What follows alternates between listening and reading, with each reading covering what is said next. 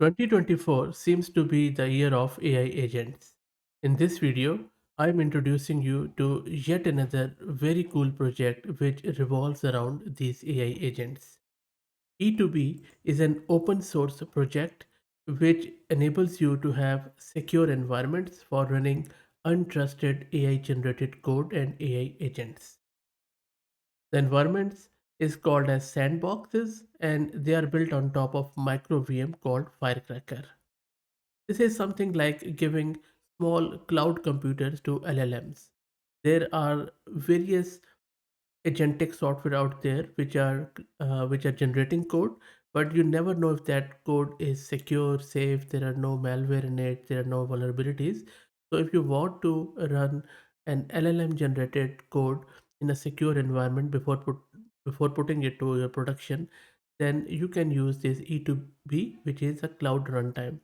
I believe they have this hosted service where you can run it. It is also open source and they also offer an SDK which you can run locally.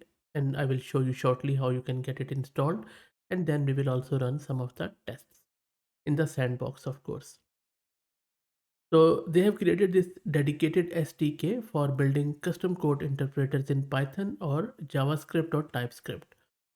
And this is the SDK where which works with any LLM. It supports streaming content and it is serverless and 100% open source, and you can find the code of it in this GitHub repo. I'll drop the link in video's description.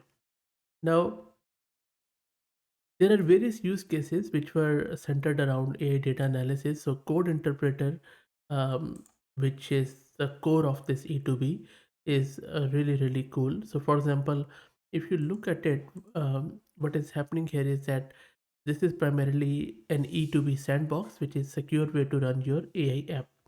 It's a long running cloud environment where you can let any LLM, whether it is GPT, Claude, or even local LMs, they use tools exactly like you would do locally, and then you can run it through it. So user just gives natural language prompt to their own to your built AI app. That AI app is basically agent and it is doing the tool calling or function calling, and from there this code interpreter SDK takes it up, runs a Python code in the sandbox and returns the result. So it could be the output could be charts, PDF, JSON, HTML, or whatever, and then user receives it, and you could be 100% sure that this will be secure and without any malware. Now, there are a lot of use cases which you can do with it, like AI data analysis, code interpreter, LLM generation code, coding copilots, even the AI powered browsers, and a lot of other stuff. So in order to get started, you would need to go to this e2b.dev website, sign up with your email account, sign in, and then you will get a free API from there. They also have a pricing model which you can check on their website. So for example, if I show you their pricing model quickly, so this is like hobby tier, which I'm using at the moment. So I have one time $100 of usage in credit. How generous is that? Really good stuff. And I can only have 1 hour sandbox session length. And then they have this pro tier, which is quite again generous, 24-hour usage and compute pricing. And then there are a lot of other stuff depends upon your use case, a bit different. So you would need to go accordingly. So I'm already signed up, and on the top right, you can see that this is my API key. So which I already have set it as an environment variable, and the name of environment variable is e2b underscore API underscore key. That is what you need to set. Let me log into my local system now, and then we will first install it, and then we will play with it. So first I'm using this Ubuntu 22.04, and my memory is 32 GB of memory. Now let me clear my screen.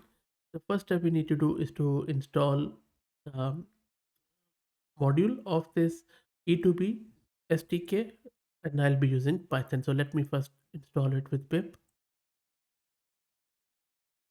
So this is installer. So pip install E2B code interpreter. Let's press enter, and it has installed it. Second step, as I mentioned earlier, we need to set that E2B API key, which you can obtain from e2b.dev, and I will drop the link in video's description to their website. So just put it in your API key. I already have done it, so I'm not going to do it again. Let me clear my screen. Second step, let's launch Python interpreter and then play around with this code interpreter and sandbox. Let me launch it. So Python 3, first let's import the code interpreter. That is done. Let's start the with block which will act as a sandbox here. That's done, and then now let's use our sandbox notebook. So this is simply a minimal example which is sharing the context sort of between the agents. So let's start the execution here. So we have defined the cell, we are executing the cell, and now let's print it out. It should display 2 here. Wait, it is running it in the sandbox in the cloud. So you see that, so this is the execution and the result is 2. How good is that, and how cool is that? Now let's see one more example. So in this one, I'm just again, we already have done it, but let's import this code interpreter again for the sake of completion. And in this example, what I'm trying to do, I will be streaming the code output. So let's define this variable code, and then let me one more, I guess, just to um, import the time. So I'm just making it a block. So this is my code, and I'm writing the code here. I'm importing the time. I'm importing the pandas. This is all variable, by the way, and I'm storing all of it in this code variable. Let's also put in the time, and then use the pandas library, and we can display it. Of course, this is a interpreter, so don't get much from the display options. But anyway, and let's print the world here, and let's close our code. So everything here which I have put in has been stored in that code variable, this one. Now let's call our code interpreter as sandbox. That will, and then let's execute, and that will be running in the VM, the sandbox on the cloud. And then press enter and let's wait for it. It is running, taking a bit of a time, so let's wait for it to come. There you go. You see, it is streaming it. So it is, has imported the time, printed hello, went to sleep, then again it has done that data, then went to sleep again, and then at the end it has printed the world there. So we can also stream the code. And finally, let me give you one more example. In this one, you can display the charts and figures and images. I'm using the terminal of Linux, so it won't display it, but I will show you the example. So I'm just using the matplotlib and we'll be plotting it out. So you see that I have just imported some of the stuff. Let's also uh, just specify our code variable again. So I'm in this one, I'm just importing the matplotlib, importing numpy, and simply just using um, it to plot it. Let's define our sandbox, and then let's install the dependencies in that sandbox just like we would do in any notebook.